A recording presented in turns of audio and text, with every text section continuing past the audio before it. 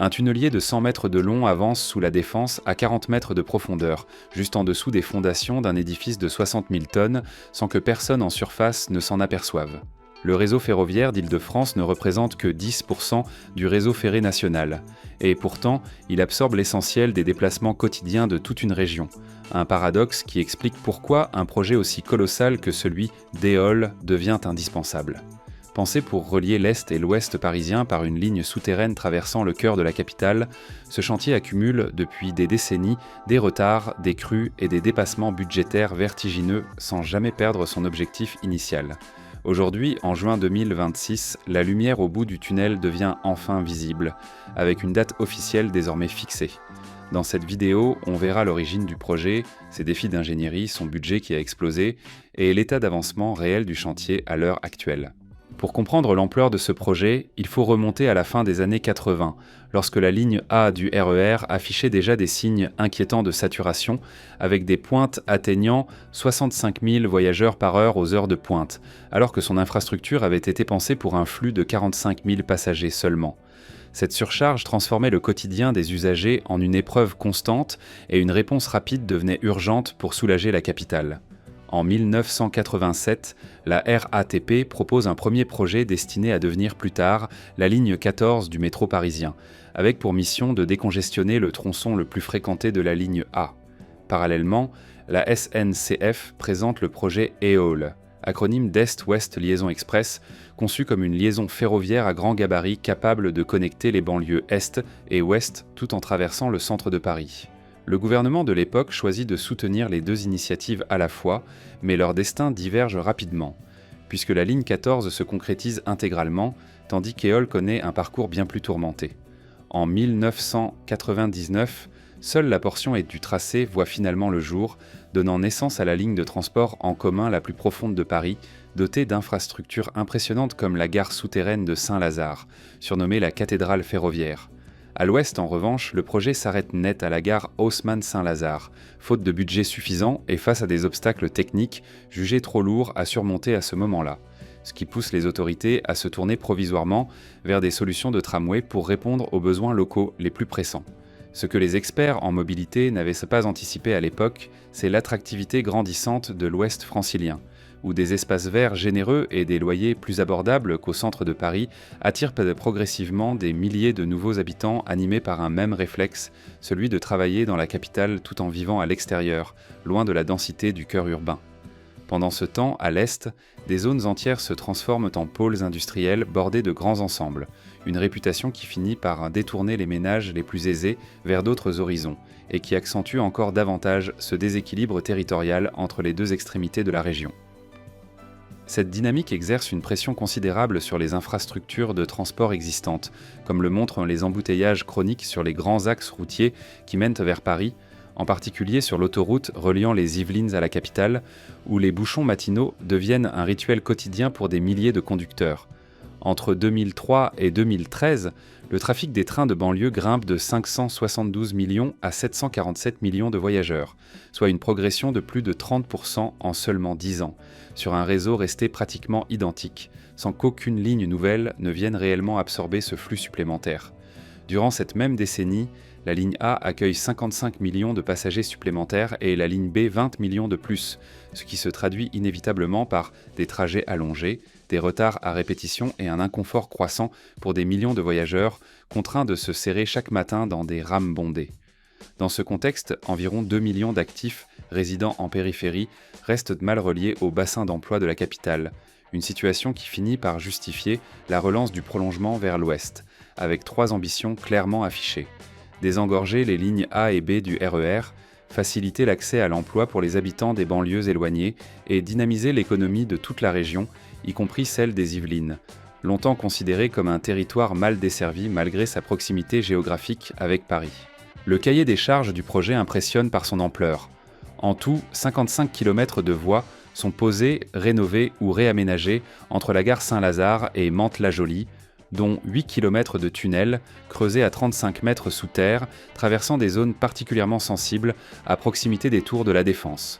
Pour la sécurité de ce tunnel, un puits est aménagé tous les 800 mètres, soit 9 au total sur l'ensemble du tracé. 1 million de tonnes de déblais ont été excavées sans recourir à des camions, ce qui a permis d'éviter environ 250 000 trajets de poids lourds dans une zone urbaine déjà dense. Sur cette ligne circuleront 34 nouvelles rames, Alstom de dernière génération, capables d'atteindre 120 km/h contre 60 km/h pour celle de la ligne A, avec une fréquence de 22 trains par heure à terme, extensible jusqu'à 28. Une fois pleinement opérationnelle, la ligne devrait accueillir jusqu'à 650 000 voyageurs quotidiens, répartis entre 11 gares modernisées et 3 nouvelles stations, dont la spectaculaire gare de la Défense, construite directement sous le quartier d'affaires. 2 innovations techniques majeures distinguent dans ce projet des chantiers ferroviaires habituels. D'abord, un système de supervision automatique permet désormais de contrôler à distance 640 aiguillages et 700 signaux depuis un centre de commandement unique, conçu spécialement pour cette ligne.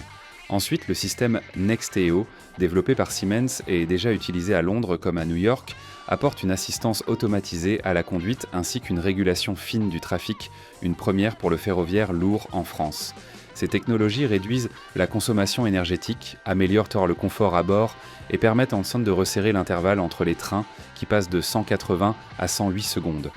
À terme, cette modernisation devrait permettre d'économiser 100 000 tonnes de dioxyde de carbone chaque année, un bénéfice environnemental loin d'être négligeable pour une métropole déjà saturée de trafic routier.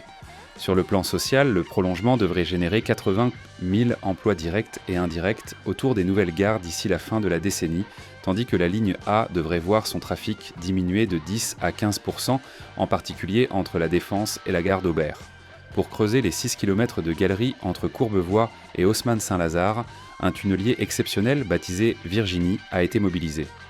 Mesurant 100 mètres de long pour 11 mètres de diamètre et un poids de 2500 tonnes, cette machine a progressé en moyenne de 15 mètres par jour, avec un record ponctuel de 35 mètres en 24 heures. Le passage sous le quartier de la Défense s'est révélé particulièrement délicat, puisqu'il fallait trouver un tracé suffisamment éloigné des fondations des immeubles de grande hauteur, tout en restant techniquement viable. Les ingénieurs ont finalement opté pour un passage sous le CNIT à 40 mètres de profondeur, directement sous le parking de cet édifice qui pèse 60 000 tonnes et accueille jusqu'à 25 000 personnes par jour. Pour ne pas compromettre la stabilité de cette structure existante, une technique appelée reprise en sous-œuvre a été employée, consistant à entourer chacun des 120 poteaux porteurs du bâtiment d'une armature en acier et en béton, avant de couler les fondations de la nouvelle gare, puis une dalle de transfert reliant les deux ensembles, tout en surveillant les déformations au dixième de millimètre près pendant toute la durée des travaux. Malgré ces prouesses techniques, le calendrier du projet a connu de nombreux soubresauts, depuis l'annonce initiale faite en 2014. À l'époque, le coût total était estimé à 3,8 milliards d'euros pour une livraison espérée en 2022. Un objectif déjà ambitieux compte tenu de la complexité géologique du sous-sol parisien. Les arrêts de chantier liés à des mouvements sociaux, la pandémie ainsi que 2 crues importantes de la Seine survenues en 2016 puis en 2018 ont fait grimper la facture jusqu'à environ 5,4 milliards d'euros dès 2021. Depuis, les coûts ont continué d'augmenter et le budget global du projet, rame comprise, atteint désormais près de 5,6 milliards d'euros selon les derniers chiffrages disponibles, financés conjointement par l'État, la région, plusieurs départements et la SNCF. Dans un montage particulièrement complexe à coordonner sur une durée aussi longue. La section reliant Saint-Lazare à Nanterre-la-Folie, en passant par la Défense, est entrée en service en mai 2024, juste avant les Jeux Olympiques de Paris. Un calendrier tenu de justesse selon plusieurs responsables du dossier. Mais la suite vers l'ouest s'est encore compliquée, notamment à cause de difficultés rencontrées dans l'installation du nouveau système numérique de signalisation et de gestion des aiguillages, un dispositif si novateur qu'aucune ligne lourde française ne l'avait encore expérimenté à une telle échelle, ce qui a repoussé la mise en service complète jusqu'à Mantes-la-Jolie de la fin de 2026 vers une échéance bien plus lointaine, suscitant l'inquiétude des élus locaux et des usagers qui attendaient ce prolongement depuis des décennies. Au moment où cette vidéo est tournée, en juin 2026, la situation s'est cependant nettement clarifiée. Lors d'un grand rassemblement consacré aux collectivités franciliennes début juin, les responsables du projet ont officiellement confirmé que le RERE entrera en service commercial jusqu'à Mantes-la-Jolie le 28 février 2027, mettant ainsi fin à près de 40 années d'attente depuis les premières propositions des années 80. Dès cette ouverture, 4 trains par heure desserviront la gare terminus et cette fréquence montera progressivement jusqu'à 6 trains par heure aux heures de pointe entre la fin de 2029 et le début de 2030, lorsque l'offre complète sera enfin déployée. Sur le terrain, les avancées se succèdent à un rythme soutenu.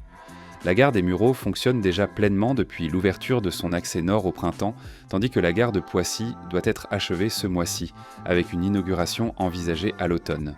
Cette nouvelle desserte rapprochera considérablement les territoires les plus éloignés du centre économique régional, puisque Mantes-la-Jolie se retrouvera à seulement 40 minutes de la Défense, contre plus de 50 minutes aujourd'hui, tandis que Poissy ne sera plus qu'à un quart d'heure de ce même pôle d'affaires.